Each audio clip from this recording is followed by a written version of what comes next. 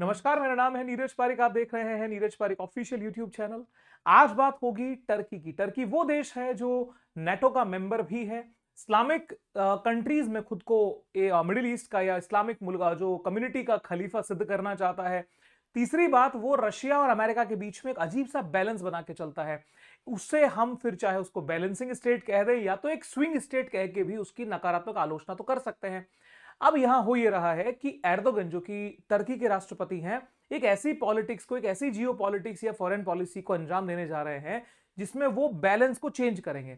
यानी रशिया और अमेरिका के बीच में जो एक बैलेंस बनाने का काम टर्की करता रहा है, अब वो अपने पलड़े को भारी कर रहा है अमेरिका की तरफ। मतलब जिस तरीके से जियो पॉलिटिक्स बदली है, यूक्रेन के मुद्दे के बाद में अमेरिका और रूस के संबंधों में परिवर्तन आए हैं। अब यहां पे टर्की ने यह तय किया है कि क्यों ना आप 2 कदम पीछे चला जाए और अमेरिका के साथ में अपने भविष्य की यात्रा आगे बढ़ाई जाए। जब ये चीजें परिवर्तित होगी, उसका प्रभाव भारत पे आना तय है। कारण यह है क्योंकि टर्की के और पाकिस्तान के रिलेशन है वो किसी से छुपे हुए नहीं है। आजादी से लेकर आज तक कश्मीर मुद्दे के ऊपर टर्की ने हमेशा पाकिस्तान का साथ दिया है। वो उनकी एक फॉरेन पॉलिसी का हिस्सा हो सकता है और बहुत ही मजबूती से वो पाकिस्तान के साथ में खड़े रहे हैं। अब ऐसी स्थिति में जब पाकिस्तान के इस कॉन्टेक्स्ट को देखते हुए टर्की के संबंध अमेरिका से बेहतर तरफ जाएंगे, तो उसका लाभ जब टर्की को मिलेगा तो वो लाभ का जो उसको हम ट्रिकल डाउन हम कह सकते हैं कि उसके रिश्ते में कुछ बूंदे पाकिस्तान की तरफ भी आकर के तो गिरेंगी ही। ऐतिहासिक रूप से आप ये देखिए कि चाहे ऑपरेशन सिंदूर का मुद्दा हो, चाहे फिर वो कारगिल वार रहा हो, या तो चाइना के किसी मुद्दे के ऊपर भारत के खिलाफ एर्दोगन हमेशा बोलते आए हैं। भारत ने भी बहुत बार सटीक जवाब दिए हैं। फिर वो चाहे साइप्रस के इशू को लेकर के हो, चाहे ग्रीस के इशू को लेकर हो, चाहे आर्मेनिया के इशू को लेकर हो, हमने भी बराबर में उसको काउंटर किया है। लेकिन एक ऐसी आज की जो स्थिति बन रही है कि भारत अपने शिफ्टिंग में चल रहा है। भारत अमेरिका से काफी हद तक दूर आकर के रशिया की तरफ ज्यादा मूव कर रहा है और ऑलरेडी एक बैलेंस बनाया हुआ नेशन टर्की अपने आप को रशिया से दूर करके अमेरिका की तरफ लेके जा रहा है। इसके प्रभाव यहां पे बहुत गहरे और गंभीर पड़ने वाले हैं। बात कुछ यूं हुई है कि अभी खबर रॉयटर्स में छपी है, जो कि टर्की के जो फॉरेन मिनिस्टर हैं, उन्होंने कहा है कि भाई जो काटसा सैंक्शंस हैं उससे जल्दी ही टर्की को मुक्त कर दिया जाएगा। यानी अमेरिका जो है वो काटसा सैंक्शंस रिमूव कर लेगा और टर्की जो है वो उससे फ्री हो जाएगा। अब यहां पे बात आती है भाई काटसा सैंक्शंस क्या है, पहली चीज। दूसरी चीज ये कि एक नेटो नेशन जो होने के बावजूद किसी भी तरह का सैंक्शन टर्की पे क्यों लगा, ठीक है। और जब ये सैंक्शन हट रहा है तो उसके क्या इंप्लीकेशन है और कौन सी रिश्वत जो है वो पीछे से दी गई है अमेरिका को, क्योंकि अमेरिका बिना किसी लालच के कोई कदम नहीं बढ़ाता। इसके ऊपर मैं आगे बात आपसे करूंगा। उसके पहले आप कुछ खबरें देखिए। ये आइडिया तो आपको यही लग जाएगा। Turkey ready to dump Russian S-400 for F-35 stealth fighters. मतलब लालच जो है, लालच सामने आ चुका है। टर्की ने ये निर्धारित किया है कि तैयार हैं भाई हम, कि हम S-400 जो एयर डिफेंस सिस्टम है जो रशिया से इन्होंने लिया हुआ है, वो काम में भी ले रहे हैं, उसको अब हम छोड़ने को तैयार हैं। क्योंकि अब हमारा फोकस है F-35 स्टेल्थ फाइटर जेट्स हमें चाहिए। क्योंकि 5th generation fighter jets Pakistan के पास भी नहीं है, ये टर्की के पास भी नहीं है। टर्की ये चाहता है कि भाई हम रशिया से 5th जनरेशन फाइटर जेट्स लेने की बजाय हम अमेरिका से फाइटर जेट्स को ले लें। तो उसके लिए अमेरिका, सोचिए, S-400 भी रहे क्योंकि पैसा देके तो सौदा होना है, तब भी F-35 क्यों नहीं दिया जा रहा। अमेरिका की शर्त यही है कि आप पहले S-400 को रिमूव करिए, क्योंकि वो एक नेटो नेशन में हम F-35 भी दे दें, वहां पे S-400 भी रहे, तो ये कुछ बात जमने वाली नहीं है। एक म्यान में दो तलवार नहीं रह सकती। इस स्थिति को आप समझ जाइए और 4 से 6 महीने का नाम लिया जा रहा है। This move by Turkey to sleepless nights to India Israel. Bharat और इजराइल दोनों के लिए चिंताजनक है, क्योंकि ये पॉलिटिक्स दो फ्रंट पे काम करेगी। एक साउथ एशिया की पॉलिटिक्स को इंपैक्ट करेगी, तो साउथ एशिया में हम आ जाते हैं, पाकिस्तान और चीन आ जाता है। मिडिल ईस्ट की तो बहुत ही अलग ही कहानी है। वो जिसको हम वेस्ट एशिया या मिडिल ईस्ट हम कहेंगे, तो वहां पे इजराइल है, सऊदी अरेबिया है, यूएई है, ईरान है, इराक है। बहुत सारे इक्वेशन बदलेंगे। सारी बात का विश्लेषण आगे हम करेंगे साथियों। जब हम बात करते हैं टर्की और रशिया के रिलेशंस की, तो टर्की के लिए एक, इसको हम कह सकते हैं कि ज्योग्राफिकल कंडीशन भी बहुत ज्यादा फेवर नहीं करती कि वो रशिया से बहुत दूर चला जाए। कारण, क्योंकि एक नजदीक होने के कारण से यूक्रेन की जो हालात बने, उसके पहले से ही टर्की ने हमेशा रशिया के साथ में रिलेशन ठीक रखने की कोशिश की। अब आप सोचिए कि नेटो नेशन होने के बावजूद उसने S-400 खरीदा, तो कहीं ना कहीं अपनी जो डिप्लोमेटिक इंडिपेंडेंस है उसको उसने जिंदा रखने की कोशिश की। और रशिया को ये बात अच्छे से पता है कि भैया नेटो नेशन है, ये कभी भी हमें उल्टा जो है वो डस सकता है। आपको पता हो कुछ दिन पहले पुतिन का ये बयान भी आया था, मतलब रशिया की तरफ से स्टेटमेंट आया था कि यार हमारे S-400 आप रिटर्न कर दीजिए। यानी आज जब ये एर्दोगन ये बात कह रहे हैं, टर्की ये बात कह रहा है कि हम S-400 को ड्रॉप करना चाहते हैं, तो इन्होंने कहा कि यार आप ड्रॉप कर रहे हो, उसके पहले ये कह चुके थे आप हमें रिटर्न कर दीजिए। खबरें ये भी आई थी कि टर्की जो है इस S-400 सिस्टम को पाकिस्तान को दे सकता है, लेकिन फिर इसके गुस्से से बचना टर्की की बस की बात नहीं होगी, तो ये तो संभव नहीं है। अब इसको ज्योग्राफिकली यदि हम देखें तो आप थोड़ा नक्शे पे गौर फरमाएं। टर्की की लोकेशन के ऊपर आप देखेंगे तो यहां पे ब्लैक सी है, काला सागर जिसे कहते हैं। अब टर्की के जस्ट यहां टच होके ईरान है, ईरान के बाद में आप अफगानिस्तान, इंडिया बहुत नजदीक में आ जाते हैं। अब टर्की के ऊपर ब्लैक सी के ऊपर यहां पे यूक्रेन, और ये आ गया क्रीमिया, क्रीमिया आ गया तो ये आ गया रूस। तो रशिया से कोई बहुत ज्यादा डिस्टेंस नहीं है। अगर आप लैंड बॉर्डर भी देखेंगे तो टर्की से जॉर्जिया, जॉर्जिया से रशिया, यानी रशिया से ज्योग्राफिकल कनेक्शन इसका बहुत नजदीक है। और इसने अपने इस पॉलिटिक्स को, बिकॉज ये मिडिल ईस्ट को भी इंपैक्ट करता है, यहां से अफ्रीकन कॉन्टिनेंट से भी टच करता है, इधर से यूरोप में टच करता है, इस तरफ से एशिया की तरफ भी आ जाता है। तो एक ऐसे ट्राई जंक्शन पे ये लोकेटेड है जिसको जियोपॉलिटिकल एडवांटेज इसको मिल रहा है। एक तरफ ये मेडिटेरेनियन सी के थ्रू होते हुए अटलांटिक ओशन तक पहुंच सकता है, दूसरी तरफ ये ब्लैक सी से होकर के पूरे जो सेंट्रल यूरोप की तरफ ये मूव करता है। तो सारी स्थितियों के अंदर भूगोल जो है वो टर्की को ये लिवरेज देता है कि वो अपने मल्टी डायमेंशनल रिलेशंस बना सके। अब यहां पे क्या सीन है कि इजराइल की जो लोकेशन यहां पे मौजूद है, और इजराइल का अमेरिका के संबंधों में इजराइल को एक एक्स्ट्रा एडवांटेज अमेरिका की पॉलिसी है वो देके रखता है कि इस क्षेत्र के अंदर कोई भी देश ऐसा डेवलप ना हो जाए जो किसी भी मामले में इजराइल से 2 कदम आगे हो, क्योंकि इजराइल के और टर्की के संबंध ठीक नहीं है।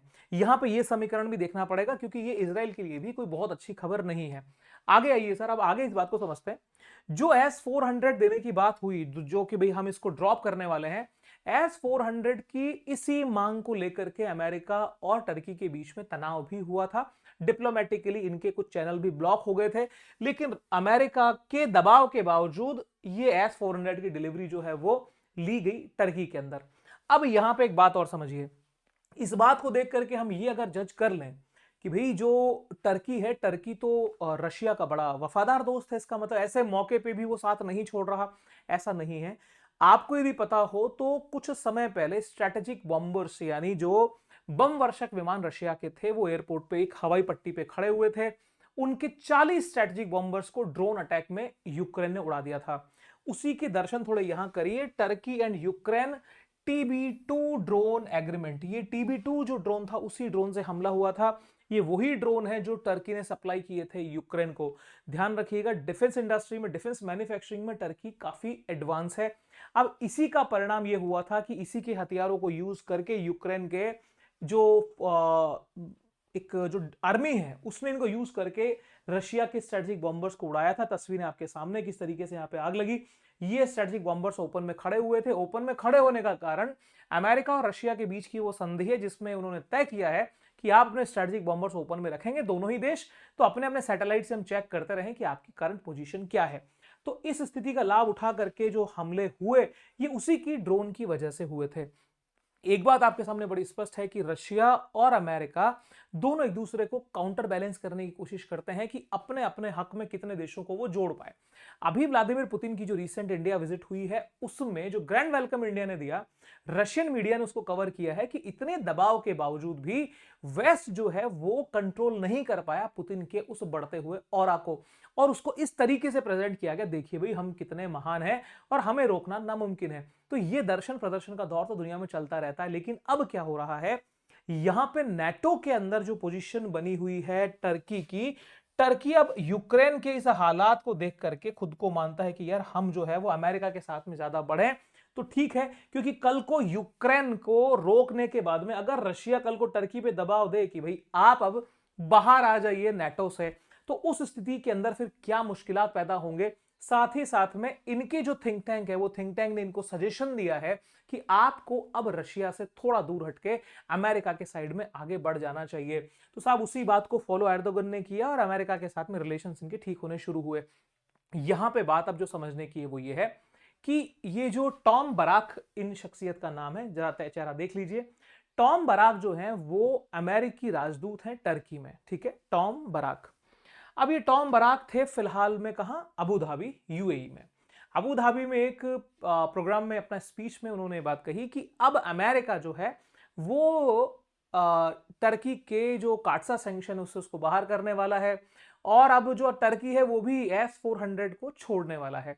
अब बात यह कि जब इनसे सवाल किया गया भाई S-400 को तो छोड़ देगा, क्या F-35 कुछ विचार है, तो एक पॉजिटिव स्माइल के साथ उन्होंने कहा यस, हम प्लान कर रहे हैं कि हम अब F-35 टर्की को देंगे, बशर्ते कि ये इसको S-400 के उस लालच को त्याग दे और उससे मुक्ति पाले। और यहीं पे घोषणा भी हो चुकी है कि भाई अब धीरे धीरे हम S-400 को यहां पे छोड़ देंगे।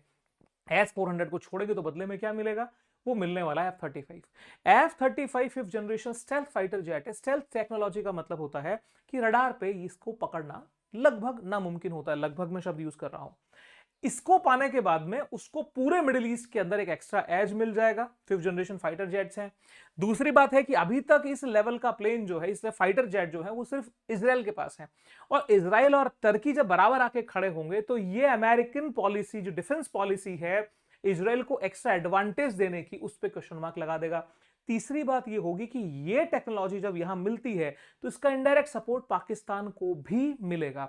चौथी बात, जब ये टेक्नोलॉजी टर्की में पहुंचती है, टर्की की technology already defence technology advance है, तो कहीं ना कहीं टर्की कोशिश इस टेक्नोलॉजी के बेस पे ये भी कर सकता है कि वो अपने जो फाइटर जेट्स है उसको फिफ्थ जनरेशन फाइटर जेट्स बनाने में इसकी हेल्प ले सके और स्टेल्थ टेक को वो अपने पास रख सकता है।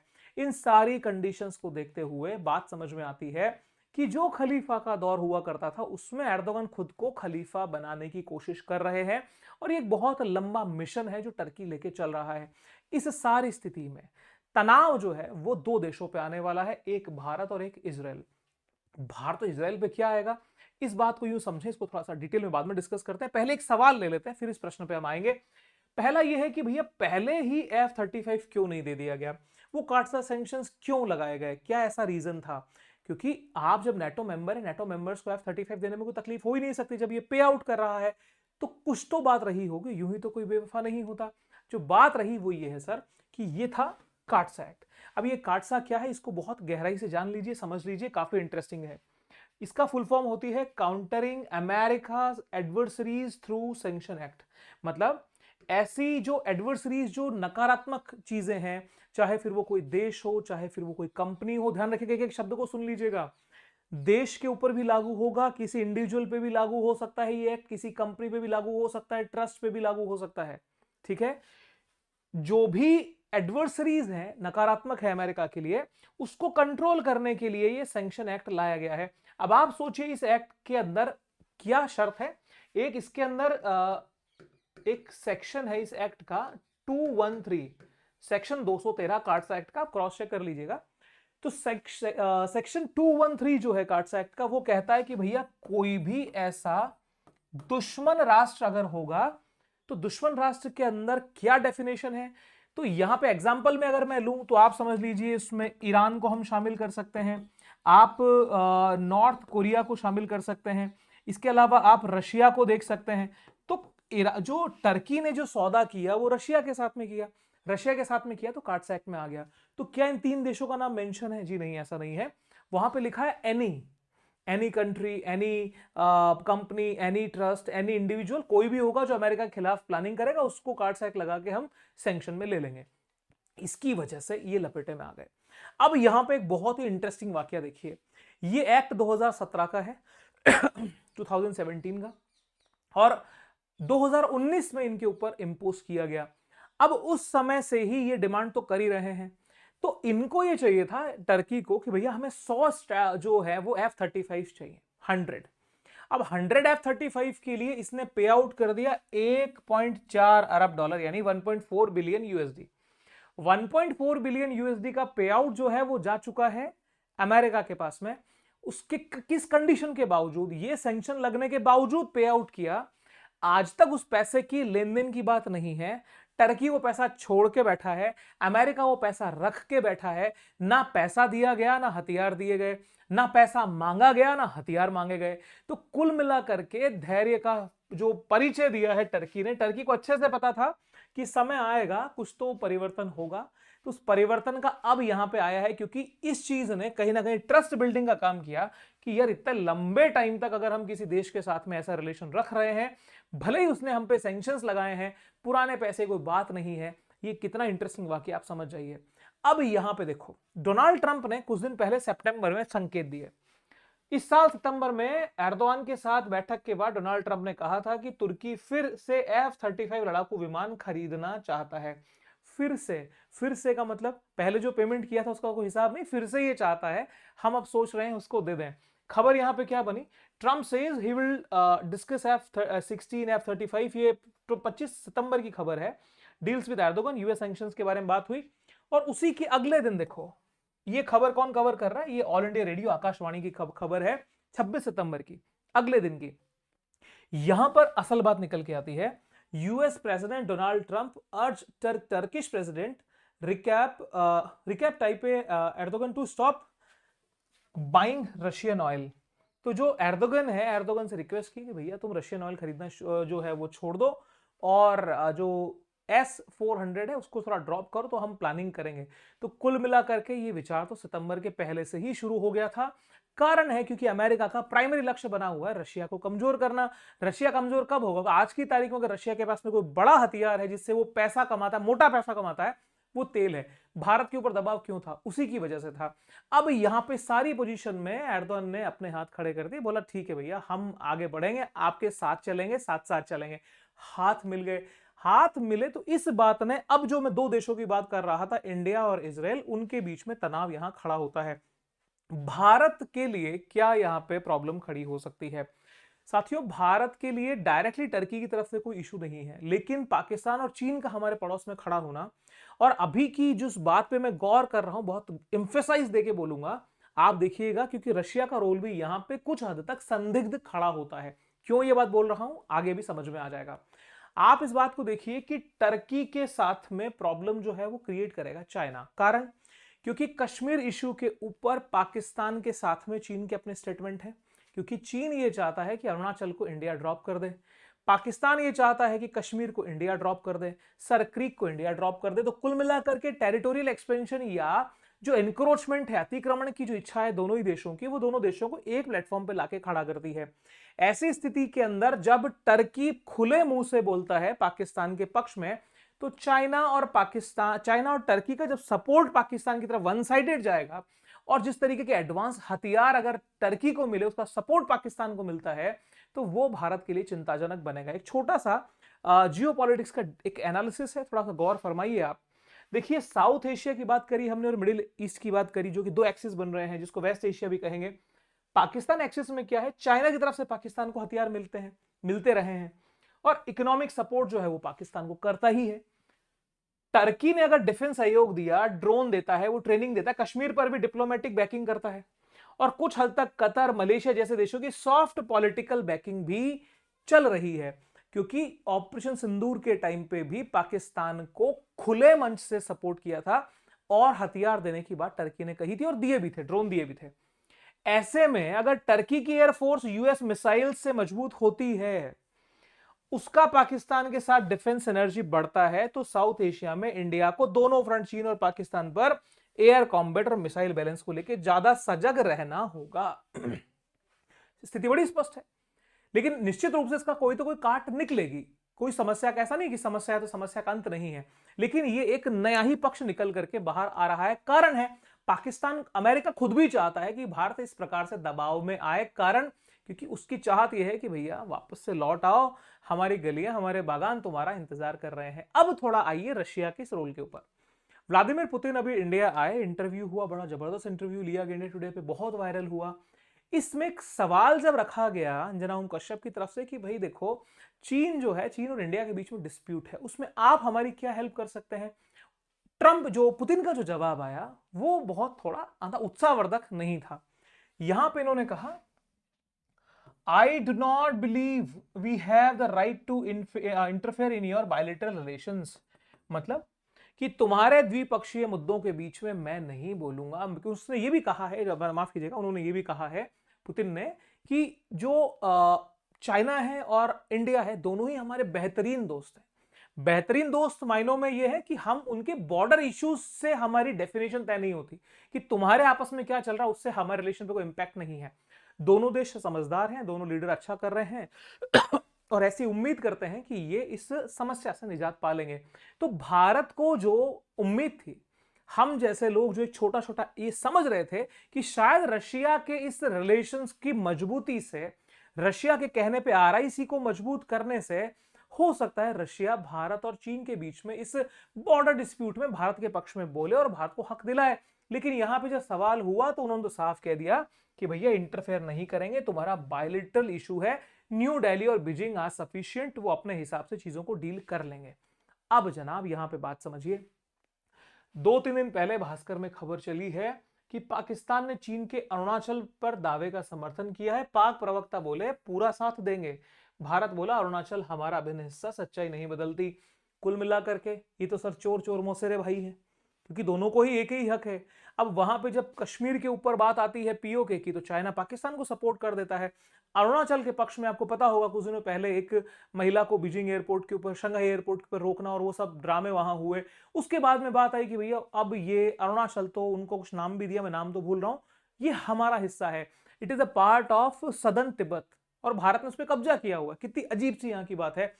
इसको सपोर्ट कर रहा है कौन? पाकिस्तान। तो कुल मिलाकर के यहां पे ये जो जोड़ी है ये थोड़ा तनाव भारत को दे सकती है। दूसरा पक्ष आता है मिडिल ईस्ट का या वेस्ट एशिया का। वेस्ट एशिया के अंदर बहुत सारी ताकतें खुद को लीडर बनाने में लगी हुई हैं। इजराइल, ईरान, सऊदी अरब और टर्की, ये 4 देश तो आप एकदम ब्रॉडली मान लीजिए। इजिप्ट भी कहीं वहां डेवलप हो रहा था, लेकिन इजिप्ट को खत्म कर चुके हैं।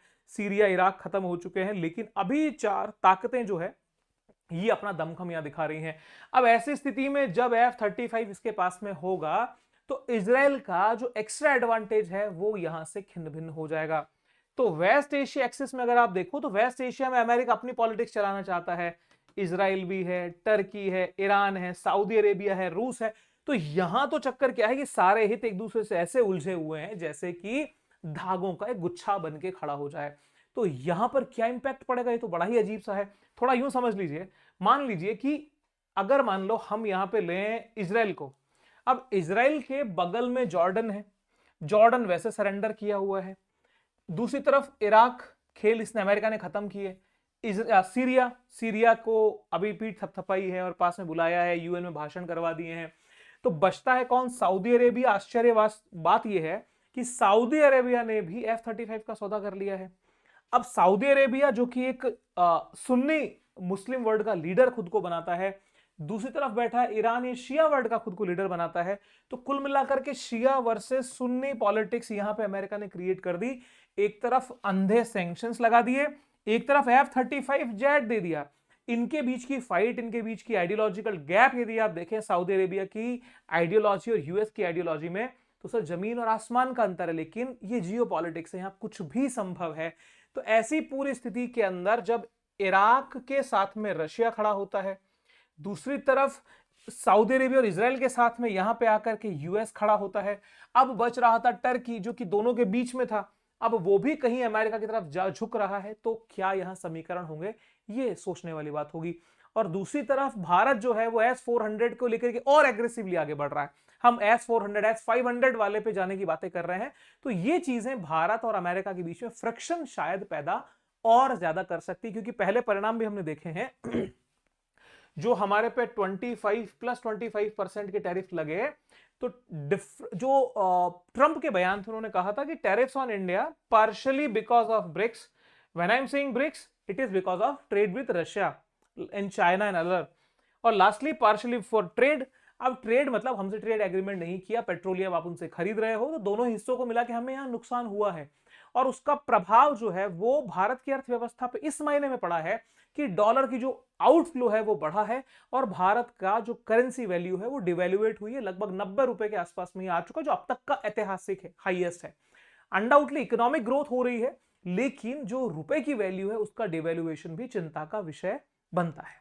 अब साहब यहां पे ये तो आपको पता ही है रशिया के किस मुद्दे के ऊपर ही आया, और भारत ने भी अच्छा खासा जवाब उस समय दे दिया था कि भैया जितना हम आपसे परचेस करते हैं उससे ज्यादा यूरोप करता है, तो हम पे आप बेमतलब के बेबुनियाद आरोप ना लगाएं। तो भारत और रशिया की दोस्ती तो अनडाउटली नेचुरल है, आगे बढ़ भी रही है, लेकिन इस परिप्रेक्ष्य में भी देखा जाना चाहिए कि कहीं ये जो नया समीकरण बदला है वो भारत को परेशान न करे। रही बात अमेरिका की, तो अमेरिका की एटीट्यूड, अमेरिका की पॉलिसीज फुल्ली दोगलापन है, उसको ज्यादा सीरियस लेने की जरूरत नहीं है। कारण क्योंकि अमेरिका के साथ में अगर नेगोशिएशन ठीक से कर लिया जाए, यानी आप अगर अपनी बात पर टिके हुए हैं और कुछ हद तक मेल्ट नहीं होते, बहुत सारी डिप्लोमेटिक चैनल्स हमने ऐसे पढ़े हैं जिसमें अमेरिका कुछ चीजों पर टिका रहा है, बहुत स्ट्रिक्ट खुद को दिखाया है, लेकिन कब उसने 180 डिग्री का टर्न मारा है पता नहीं। तो अमेरिका की पॉलिसीज कब इंडिया के फेवर में होंगी, कब पाकिस्तान के, कब चाइना के, कुछ नहीं कह सकते। तो दोगलों से बचने की जरूरत है। उम्मीद है ये सेशन आपको पसंद आया होगा। कैसा सेशन लगा कमेंट करके बताइएगा। आपका एक एक शब्द हमारे उत्साह को बढ़ाता है और कुछ बेहतर करने की प्रेरणा देता है। साथ ही में यदि फर्स्ट टाइम हमारे साथ में है तो truth, insight and impactful content के लिए अभी सब्सक्राइब करें, बेल आइकन प्रेस करें और दोस्तों के साथ में वीडियो को शेयर जरूर करें। याद रखिएगा कमेंट का इंतजार रहेगा। जय हिंद, सी यू सून, बाय बाय।